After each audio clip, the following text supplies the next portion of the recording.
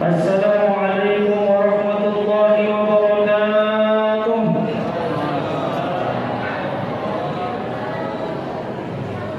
Malam hari itu saya tidak panjang-panjang nak berceramah. Ikan kakap, ikan gabus lebih cepat lagi bagus. Ikan kakap, ikan lele banyak cakap, mudah-mudahan diri tidak berdiri-diri. Betul? Wah, alhamdulillahirabbil alamin. Syahrul Ramadan alladzi unzila fihi al-Qur'an hudan lin-nasi wa bayyinatin minal huda wal furqan. Asyhadu an la ilaha illallah wahdahu la syarika lah wa asyhadu anna sayyidana wa nabiyyana Muhammadin ibni Abdillah. Allahumma shalli ala sayyidina Muhammad wa ala alihi sayyidina Muhammad. Rabbana zidna ilma warzuqna fahma. Rabbana ij'alna mimman yastami'una al-qawla wa yattabi'una ahsana.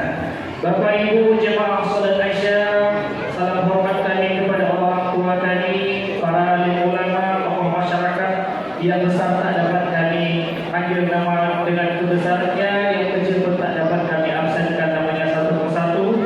Mudah-mudahan kita semua senantiasa dimuliakan Allah Subhanahu wa taala. Amin ya rabbal alamin. Bersyukur kita kepada Allah dengan mengucapkan alhamdulillah pada malam hari ini merupakan malam pertama kita bulan suci Ramadan di tahun 1447 Hijriah atau di tahun 2026. Bersyukur kepada Allah, Allah Subhanahu wa taala masih berikan kita umur, Allah masih berikan kita nafas, Allah masih berikan kita nikmat iman, nikmat Islam. Malam hari ini Allah Subhanahu wa taala berikan kesempatan kepada kita untuk dapat Ramadan di tahun ini.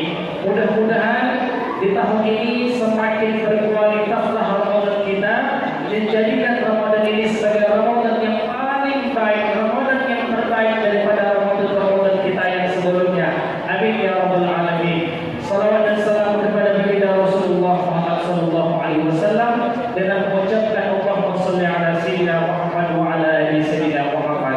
Bapak Ibu yang dimuliakan Allah Subhanahu wa taala, pada malam hari ini ingin saya sampaikan sebelum saya menyampaikan tausiah kepada Pak Ibu. Jadi tadi sore saya dipanggil, diajak ketemu sama panitia. Jadi panitia dengan santai dia datang menghubungi kami, Ustaz, malam hari ini jadwal Ustaz untuk membuat ceramah sekaligus merakam sebagai imam. Sebentar lagi sudah saya tengok dah waktu maghrib. Jadi tinggal 2 jam lagi.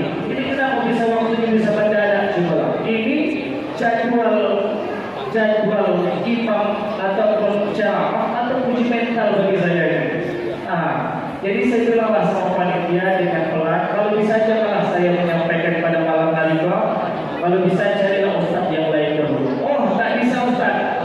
Pokoknya kami atas nama panitia sudah sepakat ustaz pada malam hari ini malam pertama. Kalau malam hari ini sempat kosong, maka malam berikutnya mungkin bisa jadi kosong.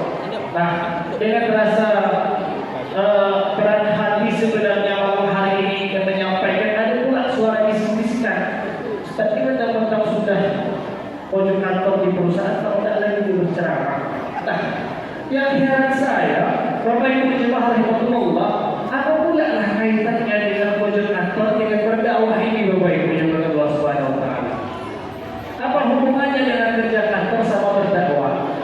Jadi fenomena di tengah-tengah kita ini kadang-kadang orang sudah menganggap ustaz itu dia mesti harus kadang pakai sarung, ustaz itu mesti harus pakai jubah, pakai serban, dia mesti harus tukang baca doa, gayanya mesti harus sederhana, tak boleh jadi pejabat, tak boleh jadi politisi, tak boleh jadi pengusaha, tak bisa jadi menteri pemerintah, apalagi menjadi perusahaan ibaratkan. Bapak Ibu yang dimuliakan Allah Subhanahu wa taala, Allah menjelaskan di dalam Al-Qur'anul Karim sebelum kita kaji tentang Ramadan ini, وَابْتَغِ فِيمَا آتَاكَ اللَّهُ الدَّارَ الْآخِرَةَ وَلَا تَنْسَ نَصِيبَكَ مِنَ الدُّنْيا. Allah menyampaikan kepada kita dengan tegas bahwa kita mesti harus mempersiapkan akhirat kita. وَلَا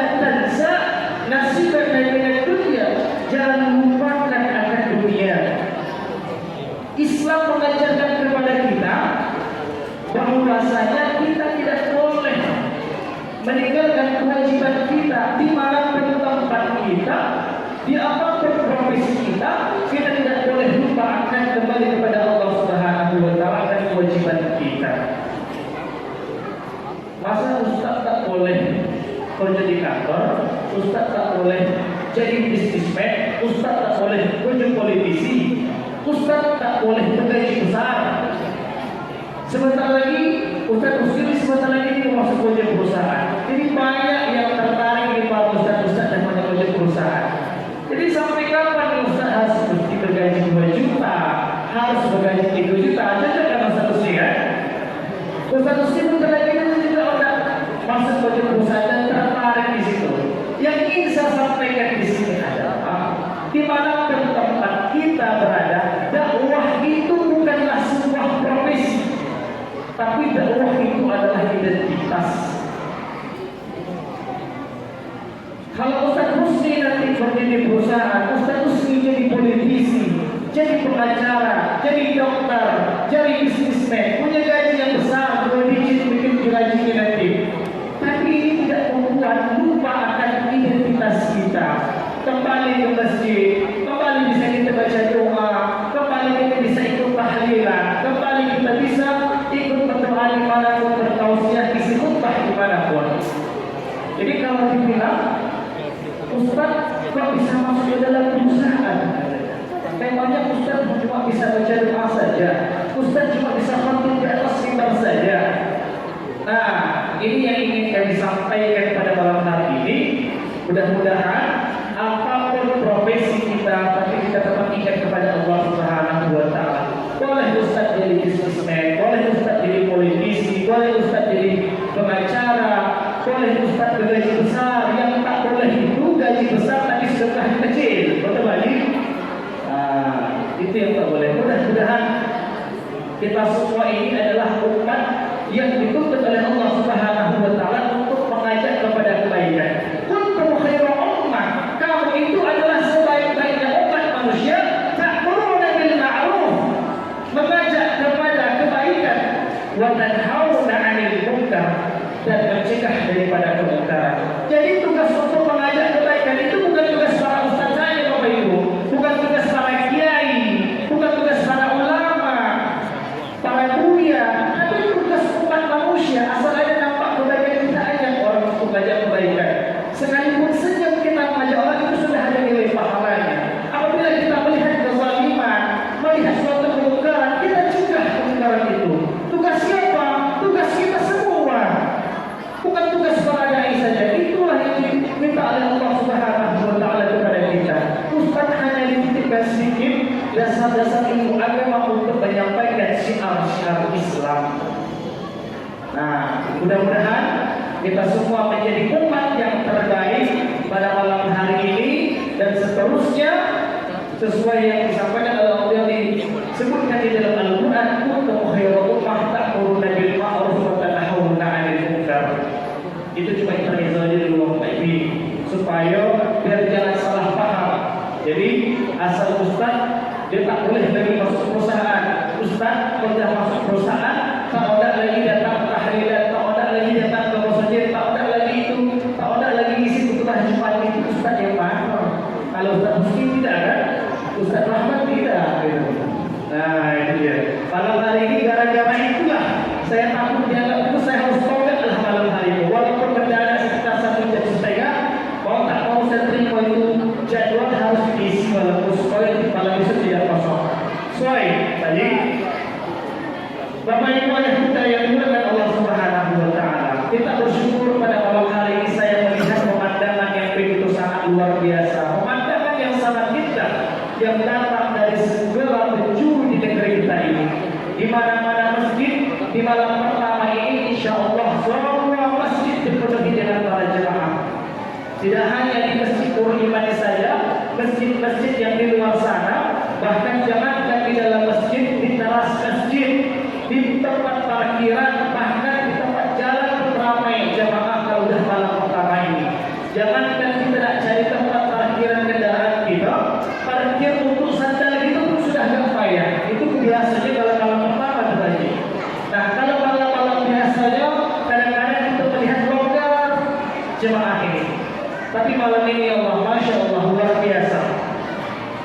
Kalau malam-malam biasa, kalau kita tidak datang ke masjid kita ini, mau kita pilih saf paling depan, pilih saf yang di tengah, pilih saf yang di belakang, kita bebas. Bahkan tidak selejur kaki pun kita bisa. Tapi kalau dah malam pertama Ramadan, biasanya terlambat aja kita sepi, saf depan sudah penuh. Nah, kadang-kadang yang tak boleh nampak kita datang ke masjid pun kalau dah malam pertama Ramadan, ia pula yang paling duluan datang. Saf paling depan pula yang paling dulu kembali. Mudah-mudahan ini adalah merupakan panggilan. Ini sebagai bukti bahwasanya orang-orang yang beriman itu rindu akan datangnya Ramadan. Ketika ia rindu dengan datangnya Ramadan, maka terpanggil hatinya untuk datang ke masjid tanpa ia sadari, tanpa disuruh bininya, tanpa disuruh maknya, tanpa disuruh kawannya, diajak datang sendiri ke masjid. Itulah panggilan Ramadan itu. Allah Subhanahu wa Ta'ala mensubsidikan keimanan ke seluruh umat manusia, baik yang imannya sedikit, imannya separuh, atau imannya penuh. Allah isi di malam pertama Ramadan itu supaya apa? Supaya semangatnya beribadah datang bulan suci Ramadan. Inilah buktinya pada malam hari ini, Bapak Ibu. Semangat kita hadir di masjid ini untuk memenuhi panggilan Ramadan. Apalagi alhamdulillah masjid kita ini sudah luar biasa cantiknya, dingin masjid kita ini, AC yang penuh nih. Jadi membuat kita nyaman untuk beribadah kepada Allah Subhanahu wa Ta'ala. Jadi tak ada alasan lagi masjid panas, suara kipas angin, balik godang saunya, tak mau lagi kena ibadah, tak mau hujan, tak mau ibadah kedua, saung kipas angin balik godangnya. Ini alhamdulillah kita sudah tenang, dingin suasana AC kita ini. Mudah-mudahan ini bisa menambah semangat kita untuk beribadah, apalagi di bulan suci Ramadan ini. Amin ya rabbal alamin. Bapak Ibu yang dimuliakan Allah Subhanahu wa Ta'ala, berbahagialah kita yang bisa mendapatkan Ramadan pada tahun ini. Karena kesempatan Ramadan ini tidak Allah berikan kepada semua umat manusia. Yang tahun lalu bahkan mungkin bersama kita, atau mungkin satu saf dengan kita, tapi di tahun ini tidak bisa bersama dengan kita. Allah Subhanahu wa Ta'ala panggil dia juga. Ternyata orang yang mendapatkan Ramadan itu sesungguhnya orang-orang yang dipilih oleh Allah Subhanahu wa Ta'ala. Maka berbahagialah kita. Di dalam sebuah riwayat disebutkan, man fariha bi ja'ati shahr Ramadan, barang siapa yang berbahagia, bergembira ketika datangnya bulan suci Ramadan, haramallahu jasaduhu minan nar. Allah haramkan jasadnya dari api neraka. Akan tetapi kebahagiaan ini harus dengan penuh dengan keimanan. Jangan senangnya karena bulan puasa itu banyak makanan, jangan senangnya puasa itu bisa banyak tidur-tiduran, tapi senangnya itu karena keimanan dan mengharapkan pahala dari Allah Subhanahu wa Ta'ala. Man shalla Ramadhana imanan, barang siapa yang berpuasa di bulan suci Ramadan penuh dengan rasa keimanan, wahtisaban, dan mengharapkan pahala dari Allah Subhanahu wa Ta'ala, ghufira lahu ma taqaddama min dhanbi, maka Allah akan ampunkan dosanya yang telah lalu maupun yang akan datang. Bapak Ibu yang dimuliakan Allah Subhanahu wa Ta'ala, untuk itu bergembiralah, berbahagialah kesempatan yang Allah Ta'ala berikan kepada kita pada tahun ini. Kita manfaatkan kesempatan ini seperti apa yang disampaikan oleh Ketua BKI Masjid tadi. Karena memang ada 3 golongan versi manusia ketika datangnya bulan suci Ramadan ini. Yang pertama, golongan manusia ketika datangnya Ramadan dia pasti bahagia, wajahnya cerah semuanya, seperti orang-orang yang di dalam masjid ini. Bahagia ketika datang Ramadan ini. Kenapa? Karena dia punya target, dia tahu kesempatan-kesempatan yang bisa dia manfaatkan di dalam bulan Ramadan ini. Target baca Qurannya, target sholat sunnahnya, target ibadah-ibadah wajibnya, target sedekahnya, dia sudah punya target untuk mendapatkan kesempatan Ramadan tahun ini. Itu bagi orang-orang yang bergembira. Inilah orang-orang yang berkumpul ketika datangnya Ramadan, dia pun merasa kebahagiaan dan kegembiraan. Itu yang pertama. Ini orang yang paling beruntung sekali. Yang kedua, ada golongan manusia ketika datangnya Ramadan itu suasana hatinya biasa-biasa saja. Mau datang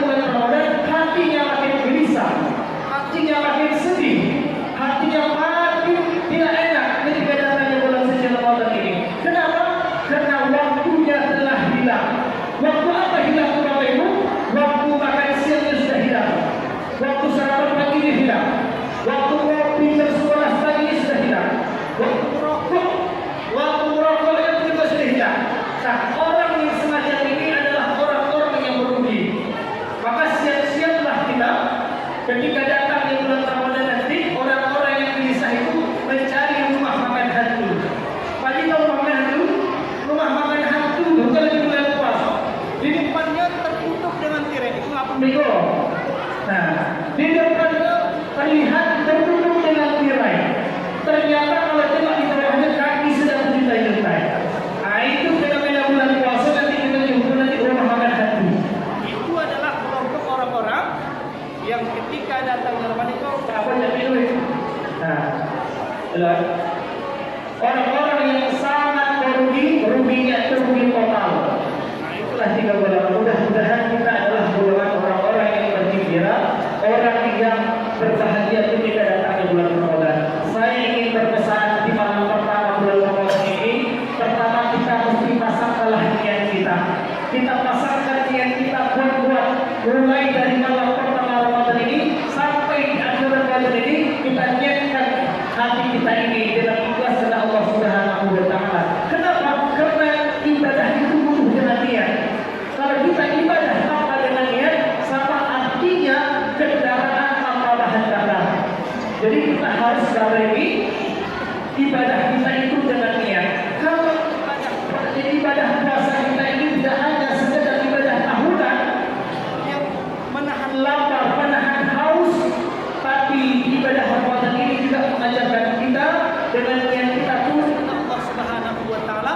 Apabila niat kita ini telah ikhlas, maka insya Allah Ramadan kita menjadi berkah. Ramadan kita menjadi berkah, ibadah kita pun menjadi, tidur kita pun menjadi ibadah, diam kita menjadi ibadah, sahur kita jadi ibadah, semuanya bisa jadi ibadah kalau niat hati kita ikhlas karena Allah Subhanahu wa taala. Itu pertama. Yang kedua, pesan saya, mari kita pasangkan amal kita, target-target kita di dalam bulan suci Ramadan ini. Mumpung ini masih malam pertama ini Bapak Ibu, target Quran kita kalau bisa minimal one day one juz, 1 hari 1 juz, selesai Ramadan selesai kita 30 juz. Target tarawih kita tidak ada yang bolong-bolong, semuanya kita targetkan. Target sedekah kita.